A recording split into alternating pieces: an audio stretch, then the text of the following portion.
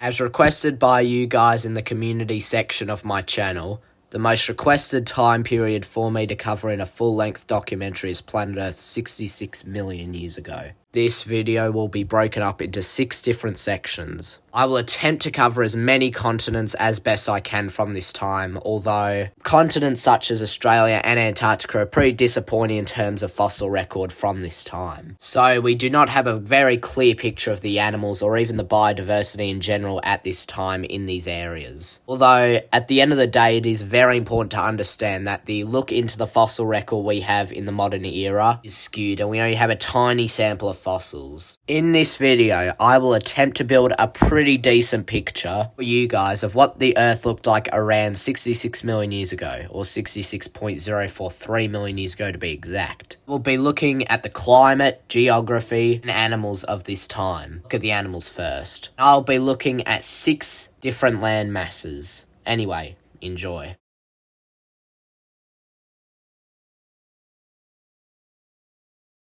Easily the most popular formation from this time and among the most popular dinosaur-bearing rock layers in the world is Hell Creek. Situated in the US states of Wyoming, Montana, North and South Dakota, this formation is very arid today, home to very little biodiversity. However, 66 million years ago, this formation was home to a massive lake known as the Fort Peck Lake, which was located near the center of the formation, feeding water to all of the various ecosystems of the formation. At the time, the deposited environment from the formation was fluvial activity, fluctuating channels and river deltas.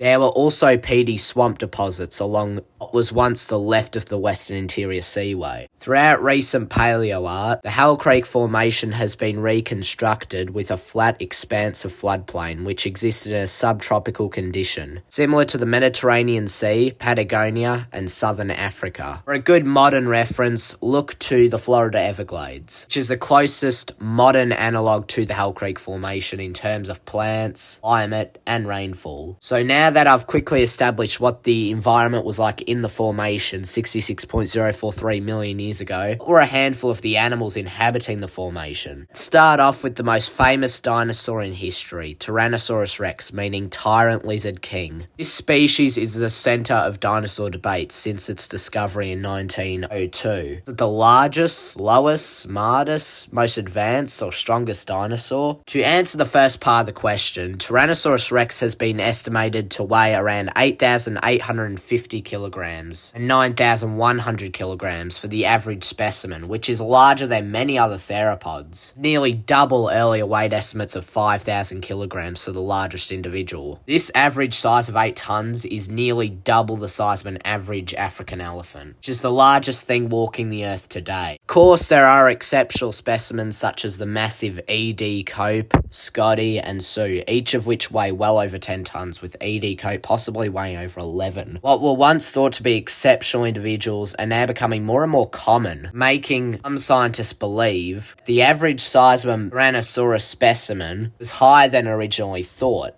Much higher than the original 5,000 kilogram estimates. These weights also rival the contenders such as Giganosaurus and Spinosaurus, which are often hyped up as bigger than T-Rex by literally every article ever. There have also been recent debates on Tyrannosaurus's running speed. Unlike shown in Jurassic Park, Tyrannosaurus likely had a maximum running speed of 12 miles or 19 kilometers an hour, which is a little bit slower than a fit person sprinting. Though faster than many average people, Tyrannosaurus was a slug compared to one of the animals I'll mention later. Although the slightly below average running speed for Tyrannosaurus rex made it easier for prey to escape, occasional unlucky prey that was caught by this predator would have been obliterated by the incredibly strong bite force. Bite force of Tyrannosaurus rex is estimated to be 40,000 newtons, which is the 3rd highest bite force for any living thing ever, just behind Purosaurus and Megalodon. This bite could have chomped a car in half and it would have cracked bone like a twig. Then there's the pretty overpowered senses of T-Rex. To very quickly summarise, lots of research from the past decade supports an overpowered sense of smell, sight and hearing. Likely T-Rex could have detected any animal for miles if it was larger than a human. I could talk about T-Rex forever, but there's so much debate around the species that I don't have time to go into here. Another famous animal roaming Hell Creek at this time is Triceratops. There were two species, but the one I'll be quickly talking about here is Triceratops preuss. Discovered in 1887 by George Lehmann, this species could have been the one that was driven to extinction by the end Cretaceous extinction event. Triceratops horridus is presumed to be the ancestor of Triceratops preuss, though horridus died out about 1 million years before the Cretaceous ended. Two species can be defined by their horns and skull shapes and sizes. T. horridus has a blunter, tougher skull with a wider gap between the two brow horns, and these horns would have been shorter proportionally than in T. preuss. One fascinating fact about Triceratops is that it is believed to be the most common dinosaur in the Hell Creek Formation, with 63% of dinosaurs being members of this genus. That means that Triceratops outnumbers T-Rex with a 6-to-1 prey ratio. Doing some basic calculations, based on some studies that estimate 12,500 T-Rexes at any one time, using that by approximately 6, gives us a value of around 75,000 Triceratops roaming North America at any one time. This abundance is also surprising, as they have never been found in groups of more than 10 individuals, so herding is unlikely at best. There is one notable specimen of Triceratops horridus named Big John, who I just want to quickly talk about. He has a scar on his frill, likely from a fight with another Triceratops, which is one of two things he is famous for. He is also famous for many images being taken of him, and as an individual, he is so well studied that we even possibly know his age. By examining the size of his frill and the bones of his body, which can be determined by growth rings, the grade age of John is estimated to be 60 years old, making him the oldest dinosaur specimen from pretty complete remains. So if any of you guys actually know a specimen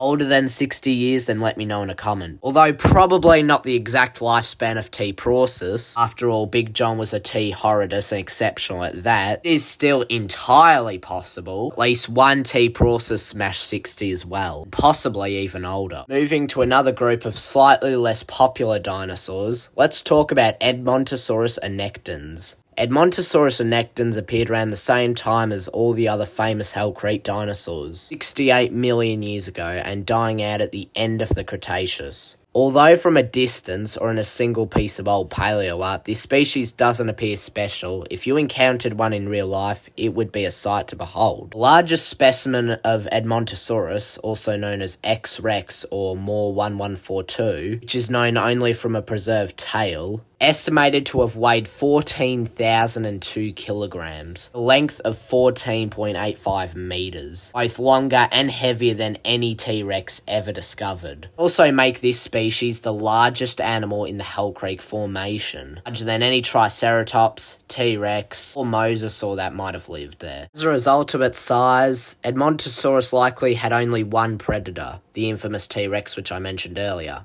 And with its size and likely herd advantage, this species would have stomped on any Rex smaller than Sue. Edmontosaurus annectens is the youngest species geologically speaking, with the other two Edmontosaurus being E. regalis and another unnamed species from Alaska. E. regalis is thought to be the ancestor of E. annectens. Whether it be through E. regalis surviving to 68 million years ago, or E. annectens appearing 70 million years ago, it is almost certain that E. regalis was the ancestor of E. annectens, unless there's another Edmontosaurus species that has not been found yet, which there probably is, although we have yet to find a transitional species. Next in Hell Creek, we move on to Struthiomimus, meaning ostrich mimic. This genus contains just one valid species, S. altus, which has over a dozen individuals assigned to it since its discovery in 1901. Struthiomimus roamed North America for 11 million years, living in Old Man Formation, the Horseshoe Canyon Formation, and the Lance Formation. One specimen from the dubious S. sedens was also found in Hell Creek based off a partial skeleton along with another specimen's foot claw. Struthiomimus was probably one of, if not the fastest dinosaurs ever, with an average speed of 55 kilometers per hour. The maximum speed in short bursts of 75 to 85 kilometers per hour, according to some sources I've found online, which is the fastest speed calculation for a non-avian dinosaur and is only slightly behind estimates of the much younger upland moa. The final prehistoric animal from Hell Creek I want to discuss is Borealisuchus. This genus survived from 70.6 to 47.8 million years ago, which is a long lifespan for a genus. The particular species I want to talk about here is Borealisuchus sternbergi, which is a species from Hell Creek. Specifically, not only from all the Hell Creek states, plus Colorado. So it had a decently sized range. At first glance, Borealisuchus resembles a crocodile from today, in terms of anatomy, and it possibly did in terms of behaviour. While Borealisuchus did resemble crocodilians from today, it was a part of the same Cladiosuchia. This term is inclusive, including all kinds of extinct crocodilians and crocodiliforms. Borealisuchus is only distantly related to any living modern crocodilians, so this was another unique animal to Hell Creek and other future formations of the Paleogene. Well, that just about rounds off the Hell Creek section. There were other animals such as Quetzalcoatlus, Ankylosaurus, Thescalosaurus, Pachycephalosaurus, and Alamosaurus also living on North America around this time, but I just didn't have time to include them as this video would have taken far too long. Now, let's move on. The next continent I want to talk about is Asia, and on this continent, 66 million years ago, was the famous Nemegt formation. Although I was originally not going to include this formation. When looking at Wikipedia and Britannica, both websites claim the formation to be roughly 70 million years old. However, a 2023 paper, which for the love of God I cannot find now, there were specific Tarbosaurus teeth that were radiocarbon dated to around 66.7 million years ago, with an error range around 2.5 million years. So at least Tarbosaurus was alive during this time, and presumably all the other animals from the Nemegt formation, including the two I'm about to talk about here, plus Tarbosaurus. First, I want to talk about the environment of the Nemegt formation. Throughout the Nemegt formation were a series of wetlands similar to those of Hell Creek. Here, a strange duck-like dinosaur would have waded through the water, catching fish and dragging it to the surface aquatic vegetation. This animal was Dinochirus mirificus, which was a large relative of Struthiomimus, though it was a member of its own family, Dinochiridae, of which this species is the largest, most well-known, and youngest member of. This animal was the largest theropod and megatheropod of the Nemegt formation, and it would have been incredibly difficult prey for even Tarbosaurus to hunt down. Two reasons. First, its size. Although size estimates vary between 10 and 12 metres and 5 and 7 tonnes, this would be for miniature and large specimens, and the general ballpark of its range seems to be 6,000 kilograms and 11 metres long, making this species the second largest theropod on Earth at this particular time, only behind T-Rex. Interestingly enough, for the longest time, this dinosaur was thought to just be a basal theropod. Some reconstructions it looks like a Therizinosaurus wannabe, others it just looks like a generic ornithomimosaur, and others it looks like a Coelurosaur. It was only around 2009 to 2014, around that period, better fossils begun to be found, showing just how bizarre this animal was. Another pretty eye-catching feature of this duck wannabe were its massive forelimbs. These arms were around 240 centimetres or 7 feet and 11 inches in length, with recurved claws measuring 20 centimetres or nearly 8 inches, from the base to the hook-like tip. These claws would have swiped at any predator, making this animal one tough cookie. The final thing about this animal that I want to talk about quickly is the feathering. While there have been ornithomimosaurs found with downy plumage in the past, the case might be a little bit different with Dinochirus. While the tail of the holotype did preserve a pygnostyle, or a pygostyle, a feature usually hinting at the presence of feathers, or at least a tail fan, the rest of the body's covering is uncertain. Given that this animal likely grew up in an incredibly warm environment, along with the high humidity, combined with its large body size, it was likely similar to large animals today, like elephants, rhinos, and hippos. In fact, hippos kind of fill a similar niche today in Africa. So, of all animals, they might be the closest analogue today. Chances are, if you were to travel back in time and scientists were to study this animal, they'd likely find feathering on the tail, the form of a tail fan, and wing feathers, with the rest of the body being covered in scales. So we really don't know because skin impressions have never actually been found on this animal, so we can't actually know for certain yet. Moving on to a possibly even more iconic weirdo of the Nemegt formation, we have Therizinosaurus, specifically Therizinosaurus cheliiformes, which was taller than Dinochirus around around 5.2 metres or 17 feet, or at least that's a possible height. It was pretty short, only around 7 to 9 metres. Average weight of only 5 to 6 tonnes. So it was probably the smallest megatheropod alive at this time, being around the same size, if not slightly larger than Tarbosaurus. Probably the most iconic feature of this animal are the claws, which would have made the total length of the arm, including the claws, roughly 3 metres, although without the claws the arm's likely around 2.4 metres, or a similar length to Dinochirus. Claws alone accounted for about 1 metre, or at least this was the length of the middle claw, making it around the same length as a small human. More accurately, a toddler. And while in pop culture it is usually portrayed as being able to kill theropods like Tarbosaurus with just one swipe, chances are this was only a secondary use. Primary use would have probably been used similar to how ground sloths or calicotheres use their claws, using them to grab leaves and fruits from trees, particularly high-growing leaves and nuts. So this animal's claws are more of a case of convergent evolution with these mammals.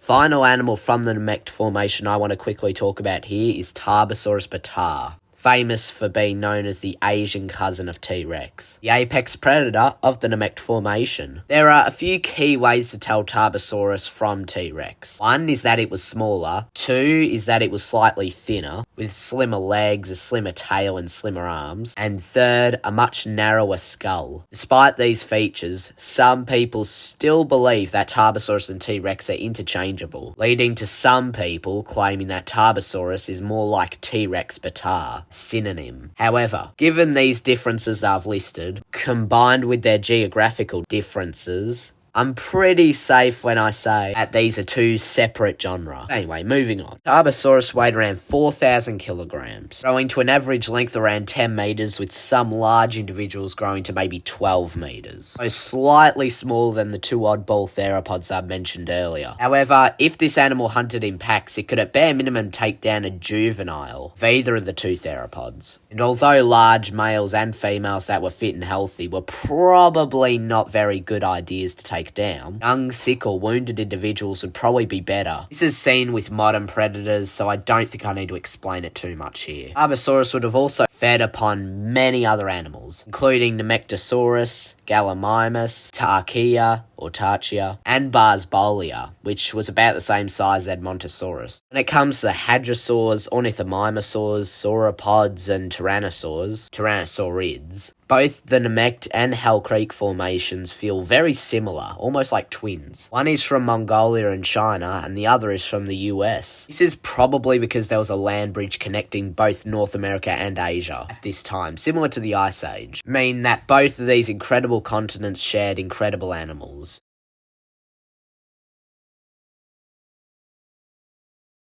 The one place that was truly alive 66 million years ago in terms of dinosaur and non-avimetatarsalian animals was Madagascar, which 66 million years ago had recently split from India. Well, I say recently, but it was still over 74 million years before the time we're talking about 140 million years ago from today. Despite having split very, very early on, both countries, or back then islands, were very similar in terms of biodiversity, almost bordering on homogenistic, with the apex predators being pretty similar, along with their main prey. The particular formation in Madagascar I want to focus on for this episode is the Maï-Varano formation. The Maï-Varano formation was more arid than previous formations discussed, as the climate was mostly dry, alluvial, plain. This particular environment was home to several unique life forms, with island dwarfism and gigantism being prevalent, though I won't go too deep into these processes here. Probably the strangest animal in this entire formation was Beelzebufo and Pinga, which has only 75 bones preserved, though for an amphibian this is pretty high, for reasons I might get into soon. Beelzebufo was one of the largest frogs to have ever existed, rivaling the size of even the modern Goliath frog. Beelzebufo would have ranged from 9 to 16 inches in length, with a mass likely equal to the Goliath frog. Even more impressive than its size is the bite force of this wonderful amphibian, which was estimated to be up to 490 pounds per square inch, PSI, or nearly 2,200 newtons of force. This would probably be enough to break a bone, and it could easily bite your finger off. Beelzebufo would have probably used this bite force against small dinosaurs, particularly juveniles, and possibly the hatchlings of the next animal, Cymosuchus clarkii, or clerkii. Cymosuchus clarkii was a herbivorous crocodiliform, meaning at one point, relatives of crocodiles once ate plants. This is only inferred evidence from the leaf-shaped teeth of the animal, combined with the short, relatively chubby snout. Its limbs are also pretty short, so it wouldn't really be too good hunting down prey. Both of these terrestrial vertebrates lived in a diverse community, which was even more diverse when it came to Saurischian dinosaurs, or theropods and sauropods, depending on if you count theropods as ornithischians, or at least members of the clade Ornithoscalida. I forgot how you pronounced it. But regardless of whether theropods are a member of Saurischia or not, dinosauriforms were very diverse around this time, with the apex predator being Majungasaurus crenitissimus, which is likely the largest land predator in the history of Madagascar. Majungasaurus was an abelosaurid, with its closest known relative being Archaveneta escote from France. Majungasaurus was a relatively large theropod, with its weight rivaling the largest polar bear individuals. If this carnivore was alive today, it would be the largest land predator alive on Earth. Though by theropod and presumably abelosaurid standards, this might be a bit small, with the genus Pycnomosaurus reaching about 3.6 tons, which is massive compared to Majungasaurus. Majungasaurus likely had a crest on its head, which is usually portrayed as just a spike or dome. However, in life, on the top of its head, there would have been likely ornamentation, possibly used for attracting mates and partners. Possibly the preferred prey of Majungasaurus was Rhepetosaurus krause, which was another titanosaurian sauropod, capable of growing up to 54 feet or 16.6 meters in length and 10.3 tons, larger than the largest T-Rex specimens, though only marginally, and would make it the largest land animal alive today, rivaling even the largest African bush elephants. One particular Rhepetosaurus was about 39 to 77 days old when it died, and it weighed about 40 kilograms or 88 pounds, meaning that, like a couple of sauropods, this dinosaur probably grew quicker than a couple of living animals. It's likely that this dinosaur grew at a rate of around 1 kilogram per day for the first couple months of its life.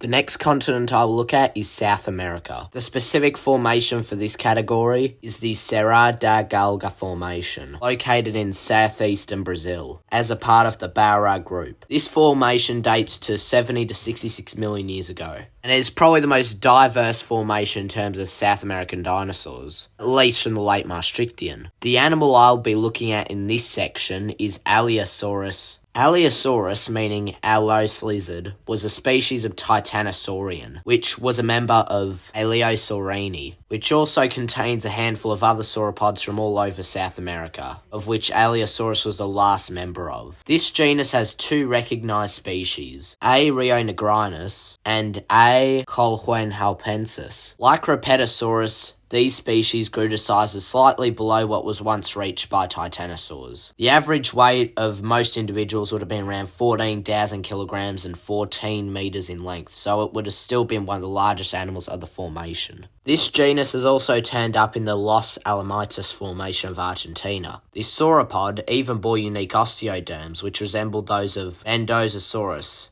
and they were probably arranged in one or two rows along the flanks. The other animal I want to talk about in this section is Itasuchus, specifically the one species Itasuchus jesuioni. Itasuchus was yet another crocodiliform living at this time, showing just how diverse crocodiliforms were before the extinction. Specifically, Itasuchus is a member of Sebeckia, which is a clade containing the Cenozoic sebecids, which one genus lived at this time. However, this does not mean Itasuchus was actually a sebecid itself, it was only a close relative. This species was discovered in 1955, with the known skull of this animal being 370 millimeters in length, which is just 37 centimeters. Scaling from close relatives, we get a total length of about 3 meters or 9.8 feet, which isn't too large for an animal of the Mesozoic, not actually large at all. But for a non-dinosaur form, it is pretty huge. To conclude this episode, let's look at some of the geography and climate of this time. 66 million years ago, Madagascar and Africa were at relative proximity to what they are today, only a marginal difference at best. However, the same cannot be said for India. This subcontinent at the time was well over 4,000 kilometers away from the rest of Asia. It wouldn't be for another 11 million years until India would have rammed into Asia, forming the Himalayas. Also, Europe would have been an island chain, home to the famous Hateg Island with various dwarf dinosaur species that I didn't have time to cover in this episode. 66 million years ago, Greenland and North America were both clearly attached, and the Western Interior Seaway had retreated. North and South America were also not connected by the Panamanian Land Bridge. In fact, the Panamanian Land Bridge would not form the next 63 million years, till the late Pliocene epoch of the Cenozoic. Finally, we have the climate of this time. Over the past 9 years, several studies have reconstructed the paleoclimate of Earth at this time, finding that the Earth could have potentially been up to 35 degrees Celsius, CO2 being around 500 parts per million, just over 100 parts per million higher than today.